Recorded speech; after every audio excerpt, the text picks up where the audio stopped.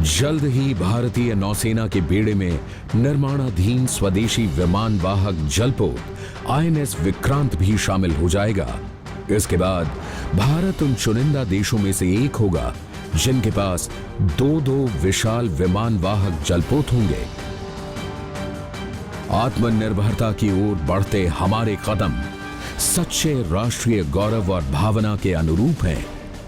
अब देश में ही निर्मित होने वाले जलपोतों, शस्त्रों, सेंसरों और उपकरणों की संख्या लगातार बढ़ती जा रही है।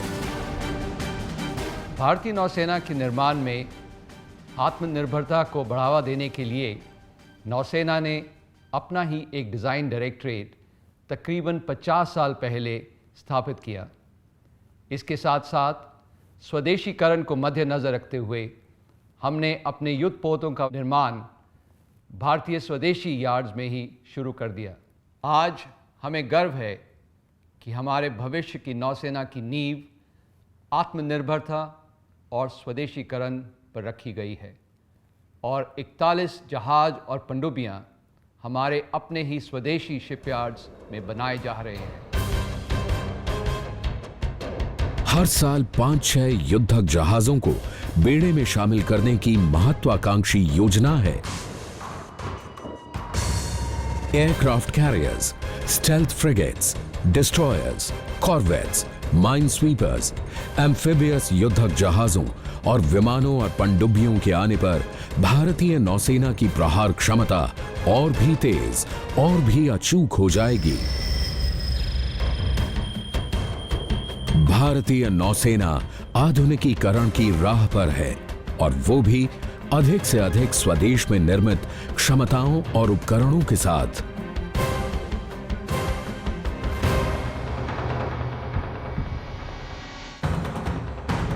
इन उत्कृष्ट उपकरणों का संचालन करने वाले अधिकारियों और जवानों की क्षमताओं के निरंतर विकास और ज्ञान वृद्धि के लिए प्रशिक्षण बहुत जरूरी है। भारतीय नौसेना अपने सैनिकों को किसी भी आपात स्थिति से निपटने के लिए लगातार प्रशिक्षण देती है।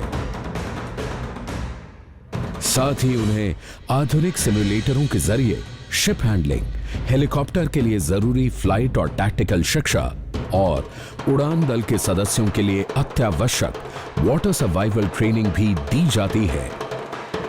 प्रशिक्षित करने का एक ही उद्देश्य है, उन्हें वास्तविक माहौल में समय और जरूरत के हिसाब से तैयार करना। सामुद्रिक निगरानी सामुद्रिक सुरक्षा का अहम हिस्सा है।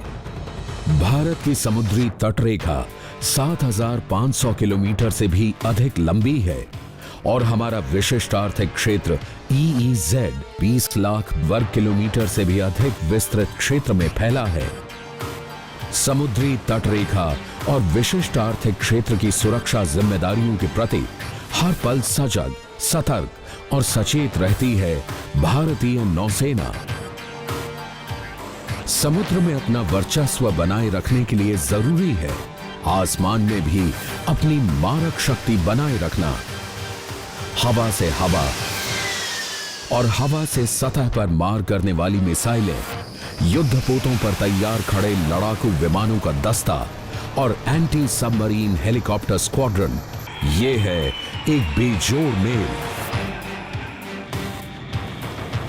P-8I बोइंग जहाज, हॉक एडवांस्ड जेट ट्रेनर और जल्द ही बेड़े में शामिल होने वाले आधुनिक मीडियम रेंज मल्टीपर्पज हेलीकॉप्टरों के कारण आसमान में अब भारतीय नौसेना के वर्चस्व की नई पहचान बन गई है। सैन्य कार्यवाही के लिए समर्पित उपग्रह रुक्मणी के प्रक्षेपण के साथ ही उपग्रह आधारित संचार व्यवस्था और खोजी सूचनाएं प्राप्त करने की दिशा में भारतीय नौसेना ने एक बहुत बड़ी छलांग लगाई है। इस उपग्रह की मदद से अब समुद्र के विशाल हिस्से में युद्धपोतों, पनडुब्बियों और युद्धक विमानों तक आदेशों को तुरंत पहुंचाया जा सकता है। नौसेना के विभिन्न जहाजों, पनडुब्बियों और विमानों को अब हर वक्त जोड़े रखता है रुक्मणी, मल्टी बैंड GSAT-7 एक अत्याधुनिक संचार उपग्रह है। ये है नेटवर्क आधारित भारतीय नौसेना की असली ताकत और वर्चस्व की नई गाथा। विशेष परिस्थितियों से निपटने के लिए जरूरत होती है विशेष दस्तों की। भारतीय नौसेना का ये विशेष लड़ाकू दस्ता एम्फिबियस युद्ध, आतंकवाद विरोधी गतिविधियों और सीधे हमलों में अपनी ठोस और त्वरित कार्यवाही के लिए जाना जाता है। विशेष हमलों, अपारंपरिक लड़ाइयों, बंधकों को छुड़ाने जैसी कार्यवाहियों को बखूबी अंजाम देता है जांबाजों का ये दस्ता। वक्त कोई भी हो, जगह कैसी भी हो, जीत इनकी होती है। जरूरत पड़ने पर ये मानवीय मदद और आपदा सहायता मुहैया कराने में भी आगे रहता है। भारतीय नौसेना दुनिया के साथ मिलकर आगे बढ़ने में विश्वास रखती है। पारस्परिक सहयोग, आपसी सूझबूझ और मिलकर काम करने की भावना को बढ़ाने के लिए भारतीय नौसेना मित्र देशों की नौसेना के साथ सामरिक अभ्यास करती है। इन समन्वित अभ्यासों से समुद्री मित्र देशों के साथ पारस्परिक नौसैनिक सहयोग मजबूत होता है और प्रतिभागी देशों के बीच विश्वास और सौहार्द का अच्छा माहौल बनता है।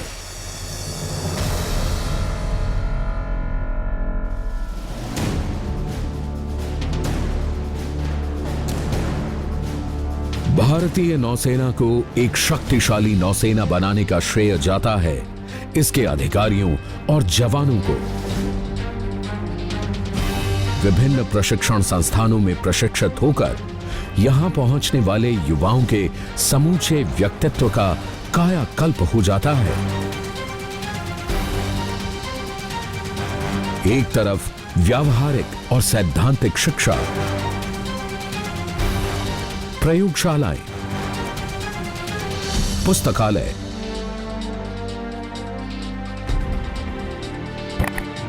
तो दूसरी तरफ शारीरिक प्रशिक्षण।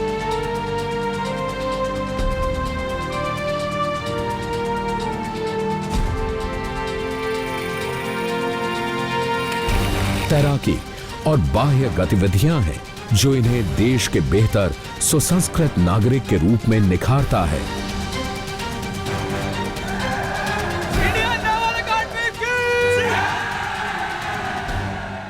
आज के आधुनिक युग में भारतीय नौसेना का कार्मिक उसकी सबसे बड़ी संपत्ति है। हमारी ये कोशिश रहती है कि हम उन्हें उच्च स्तर का प्रशिक्षण दें और उनके स्किल्स की धार को तेज करें ताकि हम भारतीय नौसेना को एक कुशल, खुशहाल और मजबूत नौसेना बना सकें।